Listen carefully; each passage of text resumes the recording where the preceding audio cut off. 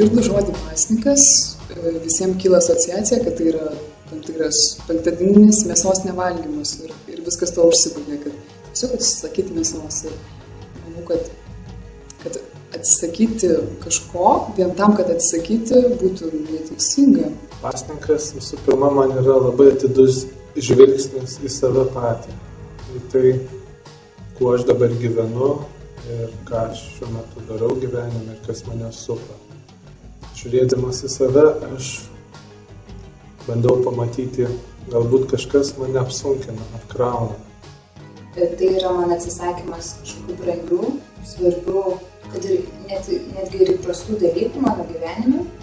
Ir pasninkas man tampa prasmingas tada, kai aš tą laiką, kurį skiriu brangiems man dalykams, skiriu daugiau Dievui. Valgyti reiškia susijungti su maistu, o Dievas yra maistas. Maistas yra kūnas, kūnas yra kančia, vadinasi išganymas. Tapti tuo kūnu, susitapatinti su juo jį valgant, tai yra įgalinti žemišką kūną, pasiekti dievišką šlovę.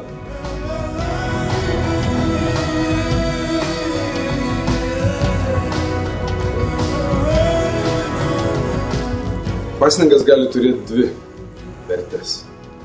Visų pirma, žinoma, pasninkas pats savaime gali būti traktuojamas kaip malda.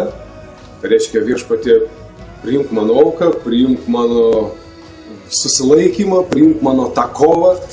Tiesiog priimk kaip maldą. Antra vertė, prisiminkim Evangelijose situaciją.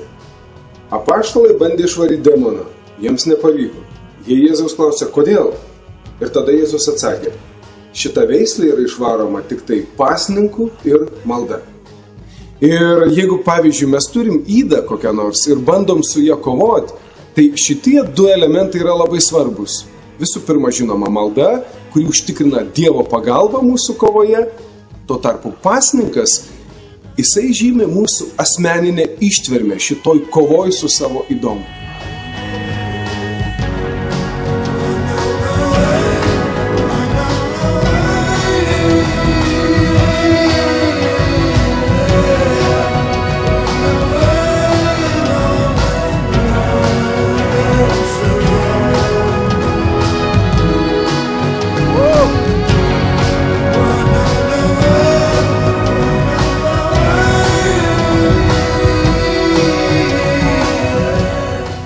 Ir galbūt pasninkas, va šitas gavėnios, štai pasninkas yra tikrai puikus laikas, kada mes galim treniruoti, lavinti savo asmeninę ištvermę.